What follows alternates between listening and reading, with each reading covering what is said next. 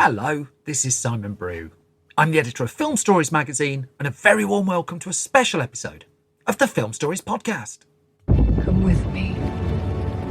And I show you how deep the rabbit hole goes. And movies that had stories. That the story just sucks them in. This is just the beginning. Stories. We would be honored if you would join us. Hello and a very warm welcome to Film Stories with Simon Brew. I am Simon Brew, that's all you need to know about me. The aim of the podcast though, well, I'm here to talk, as the title suggests, of the stories of films. And I tend to talk about development stories, marketing stories, release stories, distribution stories, all the bits and bobs really that go to make the films that we know and sometimes love just that, the films that we know and sometimes love. What you've happened upon here, though, is one of my occasional special episodes of the podcast where I bring in a filmmaking guest to talk about their work or a film that they're particularly involved with. And in this case, I'm delighted to be joined by the director and co-writer of Jurassic World Dominion, with no colon, as we're about to discuss, Colin Trevorrow. So, we had a conversation at the UK press junket for the movie. Just a bit of background on the film. Trevorrow's directed, he's written it with Emily Carmichael, story by Derek Connolly, Colin Trevorrow, and the lead cast, Chris Pratt, Bryce Dallas Howard, Laura Dern, Jeff Goldblum, Sam Neill are the main leads in this particular film. And it's the 6th Jurassic Park film and the 3rd Jurassic World film. So it's a conclusion of a trilogy, and also it's said to wrap up the Jurassic saga. So a couple of bits and bobs on this one, that the movie has been, at the point Colin Trevorrow came along to direct Jurassic World, 2015 film that made over $2 billion at the global box office, he said around that time they had a trilogy of movies mapped out. Now, Trevorrow didn't make the second of that trilogy, Jurassic World Fallen Kingdom. He would co-write it, he would produce it. J.A. Bayona would come in to direct that film, and that was a movie that took the Jurassic series into slightly uncharted waters, most notably with the dinosaurs in a haunted house sequence, which some people love and some people don't. Now, Trevorrow made a film called The Book of Henry instead, which we're going to briefly talk about in the conversation you're going to hear. And then he returned to make Jurassic World Dominion, which was, as lots of blockbusters around this time are, a blockbuster movie affected by COVID. So this was shot across 2020 primarily, went through numerous shutdowns. It was mainly based in the UK. That I think it's a story pretty well known, that the cast and crew had to go through lots and lots of testing, were in hotels, having to live together in a bubble. We don't really get into that throughout the course of the movie. The core things here are, we do a little bit of lockdown talk, but I mean, primarily I wanted to acknowledge that because this is a film that's been delayed a couple of times, and so it's been in Trevorrow's life for quite a long time. There are a couple of things we're going to touch on in the chat, just to pre-warn you of them, that I talk about a classified ad at one point in the conversation. Now, this was the classified ad that led to Trevorrow's debut feature, The Wonderful Safety Not Guaranteed. So just to give you a bit of context on where that bit of the conversation is going, we also talk about Jurassic World Fallen Kingdom and the hiring of J.A. Bayona for that particular movie too. But other than that, I think the conversation you're about to hear is pretty self-explanatory. The movie itself is arriving in cinemas just as this podcast is landing on June the 10th, 2022 in the UK, also in the US at that point as well. It's already come out in one or two places around the world as I'm recording this. But I'm going to set it up without further ado with a clip from the trailer from the movie, and then we're going to go straight into my conversation with Colin Trevorrow.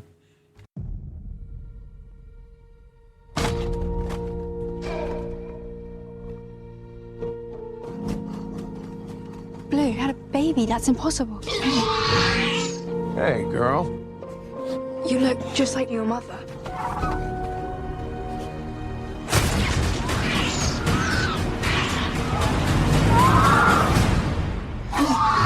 I promise you, I am gonna get her back.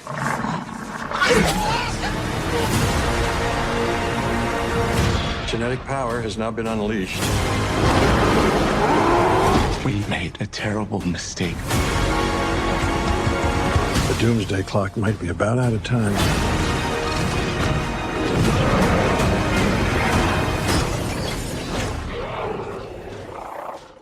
That then was a clip from Jurassic World Dominion with no colon in the title. I don't think that one. Is that right? That is correct. I'm so proud of the lack of colon. I'm sat next to its director, Colin Trevorrow, who joins me for this special episode of the podcast. Hello. Hello. So definitely no colon. No, that was a request of mine that marketing was generous enough to follow through on. I feel like we were just very lucky to have a title that, if you remove the colon, still made sense. So you were influenced by like the backlash over Star Trek Into Darkness, and it's colonless. I was influenced by my own distaste for colons. Really? I didn't know that's where we were going, but that's great. And I just, you got to use them very sparingly. And I also, now I still, for the films I've directed, I have no colons. Is that a career ambition? 0 colons. Really? That's okay. I think we should all aim for that. If I can ask you the big question first, it is a film that involves a colon in it, sadly, so I think I've ruined it. Trawling through your Twitter feed, that's a terrible start to a question, isn't it? That generally. Was that you? Yeah. Did you really nearly set your house on fire recreating a shot from Robin Hood, Prince of Thieves? I did. Really? Well, they didn't do colons yet then. Oh, I guess now we would retroactively make it a colon. Box, but now it's listed they're a as a scourge, colon. aren't they? Yeah. They're digging back into the past. But genuinely, that was the young filmmaker of you just basically trying to recreate the shot, presumably with the arrow and the fire. I was about 14 years old, and we made a film. My buddy Mike Tremotola and I made a movie called Look What the Cat Dragged In. And it was about a cat that, a kid who was left alone at night while his parents went out, and the cat was possessed somehow. We don't really remember what happened to it, but it put its little cat paws up on the TV that had static on it, which means you are going to get possessed no matter what. And it was just a guy versus his cat, like Die Hard style. So he went into his pantry and he got a staple gun and he was all sweaty, and we were obsessed with Die Hard at the time. It was like 88. But then at the end of it, I'm sorry, it had to be a little later because it had to been like 91. Yeah. The cat was in a pool of gasoline. Okay. And he brings out a bow and arrow and he shoots a burning arrow into the pool of gasoline, which we did practically. And we had a stuffed cat that when this arrow hit the pool, no cats were harmed. Yeah, no cats were harmed.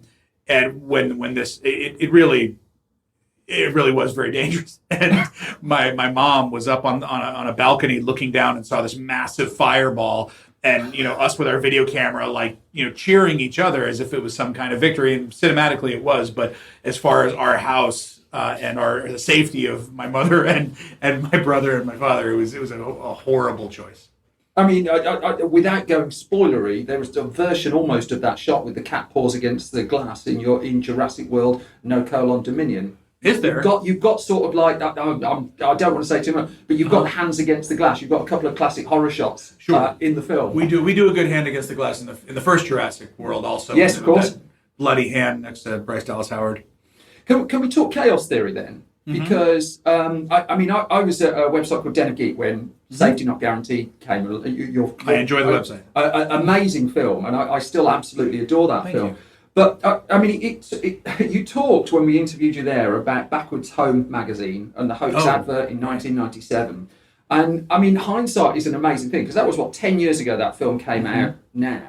But presumably that little advert, because one of the things I try and do this podcast is just like show a path for others to follow. But your career turned on that one little advert, didn't it? Mm-hmm. Yeah. I felt like I just knew it. Derek Connolly, who was my writing partner, but had written that script just over a summer, and he did it in reaction to the agents we had at the time telling us that the only way we were going to sell any scripts as writers is to like go to the toy store and pick a product off the shelf. And Derek, in all of his like irreverent genius, said, "Well, this is a brand to certain people. Like people who are on the internet know this meme, so that's our brand." Yeah. See, I've got that quote, and you talk about how you went down the aisle of Walmart and you walked the aisle of products and found the one that you can make the movie out of. Right. And there are very obvious pitfalls. This is a terrible segue. There are very obvious pitfalls you could have fallen into going into franchise filmmaking off the back of that, because your journey is incredible. The thing that strikes me about your films, though, that you've retained from that early stuff is the sheer lack of cynicism. And I just wonder if you can talk to that a little bit, because there are very cynical packaged versions of these films that you seem to have resisted. It's interesting. I was talking to another journalist about this, and she was identifying that there is a clear cynicism from me in the story of Jurassic World about, just in general, like Hollywood blockbuster sequelization in cinema and what it was going to do. And so what and it's very true. Like that, that movie in a lot of ways is about Jurassic Park 4 itself.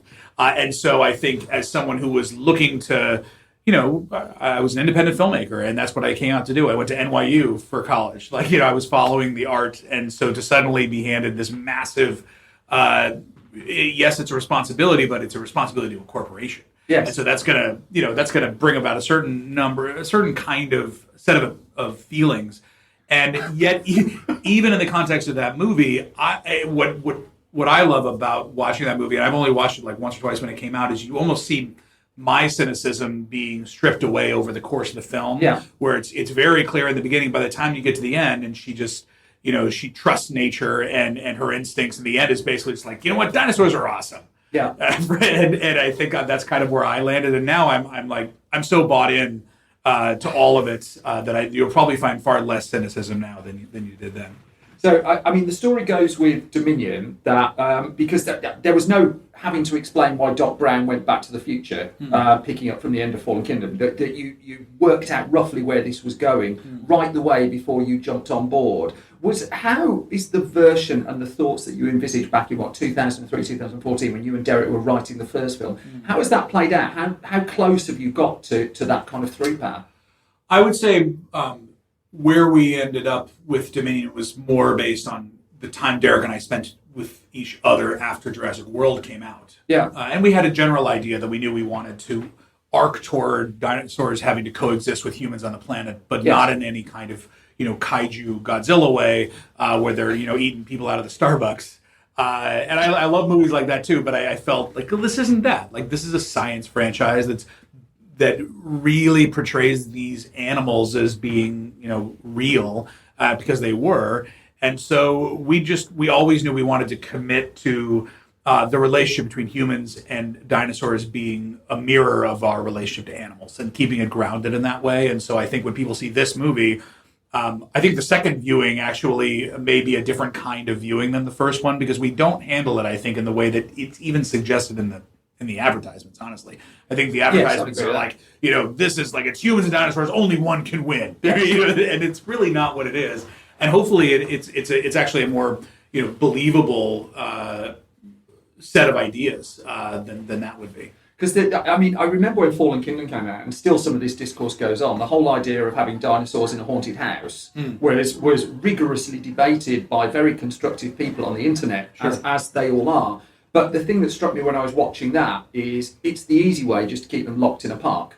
You could do Police Academy versions of Jurassic Park films and just keep them coming back in the park. But you've clearly had a determination that you've got to break through those boundaries to take the risk. Right. Well, from a story structure standpoint, the location of the last third of Jurassic World Fallen Kingdom could have been any number of places. The structure of the story is, there's a disaster happening on this island. Are we going to save these animals? The disaster happens. They are moved to the mainland, and then they break out from whatever facility they're meant to be contained in on the mainland. That's a very simple structure. What that facility is, ultimately, leaned into the fact that we hired a brilliant Spanish filmmaker who makes gothic horror movies. Yes. And I was so fired up about that as both a cinema fan and a fan of J.A. Bayona specifically, that I wanted it to have his fingerprints on it. I didn't hire a director for hire. Yeah. I know I said hire twice in that sentence, but J.A. was not a director for hire. He was a visionary in his own right, and so as a producer, I wanted to do what Steven had been doing for me, and really support his vision and let it be off, let it be weird. I like that it's weird. I really do. Yeah, likewise. J.A. Bayona deserves credit for being the only person to have a ZX Spectrum and a talking tree in his cinema catalogue. I think he's the only director. But can I kind of lift you out of where you are now? Because you talk there about hiring Juan Antonio Bayona, and just take me back to that filmmaker making Safety Not Guaranteed. The thought that you would be hiring the person to make effectively the fifth film, and someone like that. Is that a proper pinch yourself moment? It is. I guess I don't look at it from that perspective, and I never did. I always felt like, I am just, I'm one of the Muppets, and when you let the Muppets into a situation, like when you let them into a situation where they're given any kind of, any kind of authority, they're going to take advantage of that. Yeah. And it's going to be chaos. And they're going to do it their own way. And I felt like, okay, I've somehow found my way into the kingdom. I have two priorities. I'm going to hold the door open and try and get as many of my fellow Muppets in. Yeah. And I'm also going to make sure that when I make decisions, I do it in the spirit of how I've always made decisions, which is, how far can we, push this into something new as opposed to just doing exactly what everyone expects. I find differing perspectives fascinating because I talk to filmmakers who are that close up with their work that it's quite hard, I think, sometimes to same with any of us in life, it's quite hard to remove yourself from the day-to-day of what you've done. But again, I come back to this journey is quite incredible, to the point where on Dominion, by the sounds of it and reading all the material that's come through, you were in a position to say, to really push for the practicality of it. Mm-hmm. Here is my Muppet question. This is a terrible segue, but I'm going to completely own it. I was always fascinated with the practical filmmaking in Muppets Most Wanted. And there's a sequence at the start of that where a puppet has to, effectively a puppet, he's not a puppet, he's the love of my life, Colin Trevorrow. It's Constantine, sorry, correction, moving us, has to do an action sequence, which I just looked at, I've got no idea how you do that. And I think as audiences, we're kind of tuned to the fact that computers can do anything, but when you see puppets and animatronics doing things, it still feels remarkably different. So when it comes to the animatronic side of this and the puppet side of this, A, why were you so insistent? And B, how much do you have to break that stuff down? Because with Muppets Most Wanted, I think they had to break it down in 50, 60 shots just for a couple of seconds of film. Well, I think one of the things I love about using animatronics is that you're actually using other people, like they're performers behind it. Yeah. And so it just like, Jim Henson is Kermit the Frog. And so for us to know John Nolan and his team and for them to be rehearsing with this creature, and so they had a level of control over it that would allow them to directly interact with a human and respond to that human. So there's a moment in the film where Laura Dern is interacting with this little baby in the Pseudoceratops that is in the opening scene and has now found her way into her story. And it's the first time that we see that these two stories are overlapping in a way. And she just puts her finger up and its eyes follow her finger. And that wasn't scripted or rehearsed or anything. She was just interacting with it and it just did that. And that's why we used that moment, because it was just a purely natural interaction between human and animal. Interesting. And that's, you can't, animating that, yes, you can animate it, but you're anticipating it, you're planning it as opposed to letting it just, happen. So you put out another tweet and you touched on something that I just wanted to talk about there, where you thanked the crew for achieving the impossible in challenging times. I don't want to ask you a COVID question. I suspect you're going to get a lot of those. But I just wonder, can you talk about one or two members of your crew who don't usually get a mention and just tell us a little bit about their contribution to this? Who are the people halfway down the credits who, we just don't know, and those jobs might be accessible to people listening, whereas directing a film, perhaps less so. I'll say there's so many people that I'll sort of mention departments, but I think that, on a film like this, and yes, we did make it during a pandemic, and the reason why we all came back was because we had a crew who needed to get back to work. Yeah. And I live here in England. I've lived here for 6 years. And I live and work here because of the quality of the crews and specifically the craftsmanship when it comes to set design, set decoration, and construction.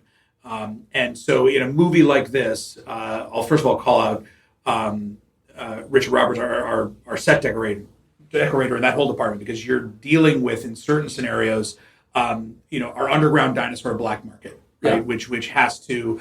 everything in it is uniquely designed for that environment, and then it has to feel old, as if it's been there a long time and dusty and used. And the level of personality that was infused into every little bit of set decoration, and then within that, a massive set itself, which involved all of our designers with our people who do construction going to Malta, bringing back rock samples and like dirt. I remember seeing like jars of dirt.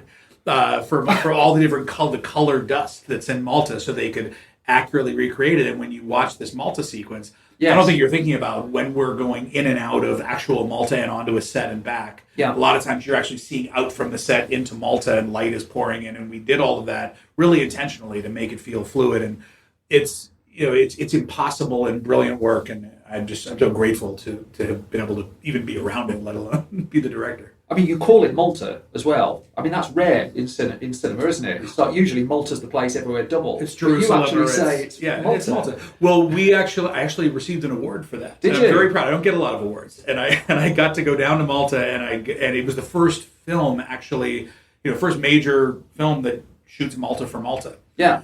Is that right? It is. Yeah, okay. It is. And Emily and I chose Malta specifically because we wanted a city island that was sort of a crossroads of cultures, not necessarily culturally specific, beyond Malta itself. And it really is a place where that could be the hub around all of Europe and Northern Africa and the Middle East. I should point out you do the UK proud. You say you've lived here for 6 years. The UK's moment on screen is selling a dinosaur under the counter from a dodgy shop. Is that personal experience? Is that... It's in Bracelet, and it's not far. Like I drive through when I go to kids' birthday parties. We live. Is that where you get the presents from for the kids' birthday parties? Well, we drive through these towns, and I live out west of Pinewood, out in the country a little bit.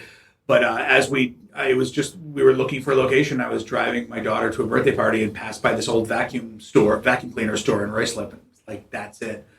We're doing this. If we were in Hollywood, that would be on a map somewhere, and a bus would go past, every 10 minutes, looking at it. It just feels so real. Well, maybe we'll get some business for the vacuum cleaner repair shop. The one thing I didn't realise, because there's because as much as you lean heavily towards practical, there are subtle effects in this that I didn't appreciate until I read the documentation, which I don't usually read, but I'm very glad that I did, because the chase sequence in Malta, I think I can talk about this. Sure. You've put digital faces on the actors. We had we had to because of the pandemic. We couldn't travel them to do that. And also, we're not going to put some of them in the precarious chased by high speed. I mean, yes. But it was still very physical for all of them, and we have an amazing stunt team that allowed us to hopefully create a scenario that feels real and like there's actual cameramen out there just trying to capture the dinosaurs. It doesn't feel staged. I remember when Christopher McQuarrie was making Mission Impossible Fallout. It's the one where that's the one where Tom Cruise broke his ankle, wasn't it? And they had to shut the film down for 3-4 weeks. And he gave an interview around the same time there where he said what that allowed him to do was take the film back into editorial at a point where he wouldn't expect it. And so I've read a piece you did with Empire where you talked about you had a prolonged amount of time because of shutdowns to work on sound, to work on edit. So, but did you go back to the editorial of the film at any point in that? Oh yeah, I mean, there were two examples. That one is that we had several months off because we shut down after shooting for a couple of weeks and then came back during COVID. So we had actually shot everything that's in the prologue that we released earlier, the Cretaceous era and then the drive-in, and then we shot everything that was in British Columbia. So Chris Pratt riding on horseback, and then everything, that whole industrial farm sequence with the van and Bryce and Daniela and Justice. So we actually had the first chunk of the movie. And so I was able to cut with that to start our visual effects process to get everybody going into a rhythm. And then we also had time on the back end because we pushed the release of the movie for COVID that we just had time to really let it marinate and to find a balance. There is a longer version of the movie and finding what's right for a theatrical experience in 2022. As people are coming back to theaters, we didn't want to keep people in theaters for 3 hours. And I think we found a good balance. So we don't have to have a release the Trevorrow Cup campaign or something like that. No, it's not. There's no acrimony involved. We just needed to. The movie's still. It's a hefty film. It's 2 hours 26 minutes. And yet, there's other material that people will definitely get a chance to see. So I'm coming to the end of my time, and I do want to ask this because I'm fascinated by filmmakers who blaze a trail for others to follow, and whether you see that or not, and I don't know whether you do. The fact that you've had this journey from a $750,000 film 10 years ago to this today is really quite something. But you said when you were breaking through that there at the time you were coming through, there was a relationship between filmmakers and people who watch their films that was available on social media, that you could have a constructive discourse between the two. And I think that's eradicated now a little bit. I think there's a toxicity to online discourse. I also think the fact the films you're making are bigger, I think probably changes the dynamic of it. But my question to you is this. For the young filmmakers now, the people who have made their $1 million film, they've got it made, and they're looking to break through. Is there anything you could pass on to them as part of your experience of getting, say, something like Safety Not Guaranteed into the world? Well, I have a long answer to that question because I do think about it a lot. But there's been a sea change in the way that young filmmakers are able to build their relationship with the audience and to really, find their voice. And I think my trajectory has not necessarily lent itself to the next generation of filmmakers being able to build their voice. We used to watch 3, 4, 5 films before somebody was given some giant franchise, and I think that, I don't want to be cynical about it, but I think that what has happened now has given large studios with big franchises that they need to support the opportunity to go and grab filmmakers right out of Sundance and throw them right into these big movies, and we're missing a couple movies there. And so part of me mourns it a little bit that we never would have seen Pulp Fiction after Reservoir Dogs. I think in this he would do Star Trek, and he could have made that choice, but being a filmmaker is not necessarily like a guaranteed source of income, and you have to make choices to support your family and make sure you have stability and longevity. So I would say right now is when you make your first film, first of all, make it as personal as possible. Make it absolutely the most purest expression of your voice, because the kinds of opportunities that are being presented after that one moment are changing, and you may need to follow a different kind of path. And so I would just be as creative and true to yourself as possible. This isn't a clickbait question, and I as such, that's a terrible setup as well. And as such, I respect if you don't want to answer this. But do you think, say, if you'd made the Book of Henry before Jurassic World, given that answer, that it would have had a fairer shot? Do you think it would have been seen with fairer eyes, if you like? I don't know. I feel that there's a great Albert Brooks line where he says, if I'd been graded more fairly in high school. So I don't know whether it's fair or not. I think that maybe that's a movie that I could have made later in my career. I think that why I love that film and why it's so personal to me is that it represents very clearly that very thing I was talking about, that desire to be a filmmaker with who's able to make personal films that have a clear voice. That's why I asked. I wasn't digging. I wasn't trolling. But what happened after Jurassic World? We had the biggest opening weekend of all time. It was a massive success. Yes, I spotted that. And then I just got in my car and drove back to Vermont with my family, and then I went to New York to make a piece of art. It was a $10 million movie, and it was a script that I absolutely thought was brilliant. I was in love with the story, and it did things with storytelling that fascinated me. And I'm sure that's probably a whole other podcast, but in the end, it kind of gets me back to that that same answer is recognize that making an original piece of art, creative expression, is a rare gift, and if you have it, just grab onto it tight and don't let go. Colin Trevorrow, this has been an absolute treat. Thank you so much for your time. Thank you. Thank you. All right. And that was my conversation with the co-writer and the director of Jurassic World Dominion, Colin Trevorrow. The film is in UK cinemas on June the 10th, 2022. So just as this podcast is being released into the world, and it'd be fair to say I expect it to make rather a lot of money over the coming weeks. For now, though, I'm going to leave you in peace, because that brings us to the end of this special episode of the Film Stories podcast. As always, thank you so much for listening. If I've not bored you to death, you can find more from me on Twitter at Simon Brew. You can find more from the entire Film Stories project at Film Stories Pod on Twitter. We're on Facebook, facebook.com/Film Stories Online, youtube.com/Film Stories. But also we've got a website updated every weekday with movie news, reviews, features. That's www.filmstories.co.uk.